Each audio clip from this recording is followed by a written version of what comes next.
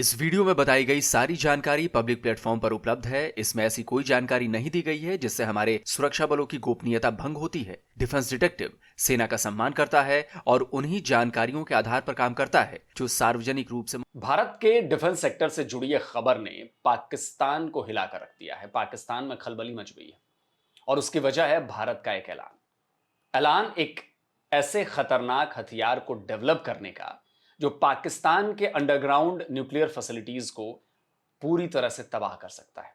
ऐसा हथियार जो मजबूत से मजबूत बंकर को चीरकर जमीन के अंदर 100 मीटर तक धमाका कर सकता है। हाल ही में जब अमेरिका ने ईरान के न्यूक्लियर साइट्स को टारगेट किया था, आप लोग को याद ही होगा, तो अमेरिका के बंकर बस्टर बम और B-21 जैसे बॉम्बर्स खूब चर्चा में रहे। दुनिया अमेरिका के बंकर बस्टर बम GBU-57 और बॉम्बर B-21 के गुणगान करने में लगी थी।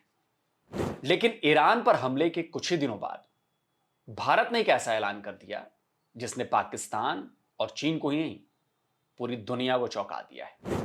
यह ऐलान था स्वदेशी बंकर बस्टर हथियार बनाने का।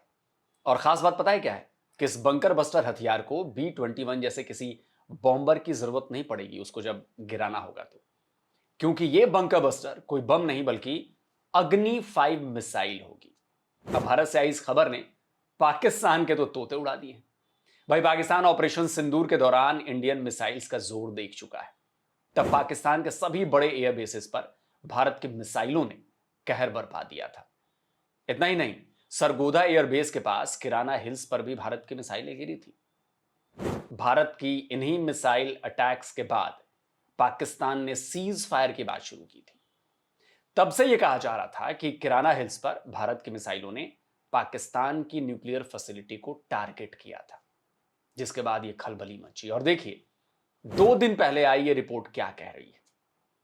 रिपोर्ट बता रही है कि ओपन सोर्स इंटेलिजेंस एक्सपर्ट के मुताबिक किराना हिल्स पर जहां भारत ने मिसाइलें दागी थीं, वहां पाकिस्तान की न्यूक्लियर वॉरहेड्स का डिपो है, यानी कि स्टोरेज सेंटर है। और अब जबकि भारत ने heavy weight bunker buster missile का नगाड़ा बजा दिया है, तो पाकिस्तान के तो नाड़े खुलने ही थे ना, पतलूनें उतरनी ही थी। प्रोफेसर राबिया अख्तर पाकिस्तान की द यूनिवर्सिटी ऑफ लाहौर में सोशल साइंसेज की डीन फैकल्टी, वो इंटरनेशनल रिलेशंस की प्रोफेसर हैं। वो centre for security strategy and policy research की फाउंडिंग डायरेक्टर भी हैं।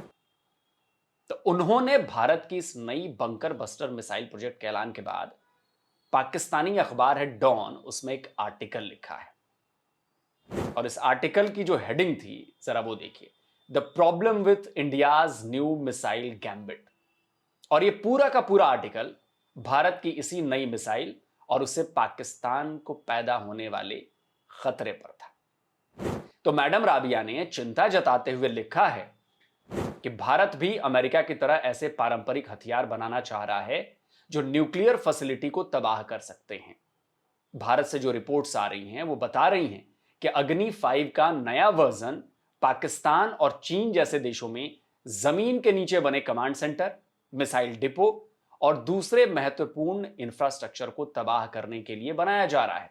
सीधे सीधे यह कहा जाए कि भारत एक ऐसा कन्वेंशनल वेपन विकसित कर रहा है जो अपने क्षेत्रीय प्रतिद्वंदियों के परमाणु कमांड बंकर्स और मिसाइल भंडारण स्थलों को खतरे में डाल सकता है। आर्म्स कंट्रोल एंड डिसआर्मामेंट इशू के साथ साथ स्ट्रेटेजिक और न्यूक्लियर स्टडीज के पाकिस्तानी एक्सपर्ट शम्स उस जमा ने भी प्रोफेसर राबिया के आर्टिकल को अटैच करते हुए ट्वीट किया है। उन्होंने भी भारत की इस नई अग्नि 5 मिसाइल को पाकिस्तान की न्यूक्लियर फैसिलिटी के लिए बहुत ज्यादा खतरनाक बता दिया है। अब सवाल उठता है कि पाकिस्तान को आखिर अग्नि 5 मिसाइल के इस नए वेरिएंट से इतना डर क्यों लग रहा है? क्यों पाकिस्तान के स्ट्रेटेजिक एक्सपर्ट्स भारत की इस नई मिसाइल को लेकर डरे हुए हैं, खौफ में हैं, दहशत में हैं?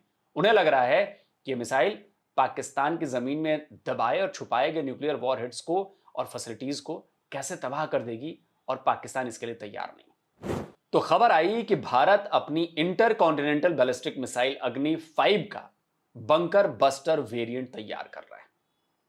एक ऐसी बंकर बस्टर मिसाइल जो अमेरिका के GBU-57 से भी ज्यादा घातक और ज्यादा ताकतवर होगी, और वो विनाश भी ज्यादा करेगी। असल में भारत की अग्नि 5 एक आईसीबीएम है, इंटरकॉन्टिनेंटल बैलिस्टिक मिसाइल है। इसकी रेंज 5000 किलोमीटर से ज्यादा है, यानी ये चीन समेत यूरोप और अफ्रीका के भी कई हिस्सों तक पहुंच सकती है।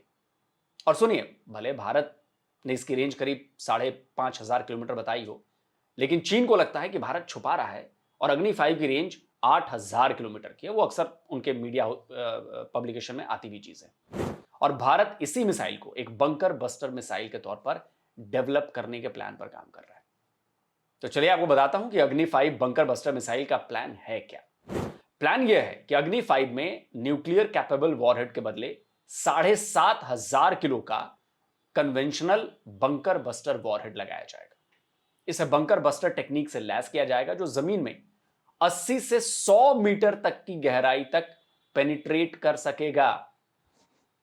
फिर वो चाहे कंक्रीट के बंकर हो, पहाड़ हो या फिर जमीन हो। और इसकी स्पीड 20 मैक की होगी, यानी एक हाइपरसोनिक बंकर बस्टर मिसाइल होगी। हाँ, डीआरडीओ बंकर बस्टर कैपेबिलिटी वाली इस मिसाइल को घातक बनाने के लिए इसकी रेंज को कम कर रहा है। बताया जा रहा है कि अग्नि 5 की तुलना में इसकी रेंज 2500 किलोमीटर कम होगी, यानी इसकी रेंज जो होगी करीब करीब 2 से 2500 किलोमीटर की होगी। पाकिस्तान तो 3 मैक की स्पीड वाली ब्रह्मोस नहीं रोक पाया था, तो 20 मैक की स्पीड वाली अग्नि 5 बैलिस्टिक मिसाइल को रोकना उसके तो क्या, उसके अब्बू चीन के लिए भी आसान नहीं होगा। हालांकि बैलिस्टिक मिसाइल है तो इसको रोका जा सकता है, लेकिन पाकिस्तान के लिए ज्यादा मुश्किल है।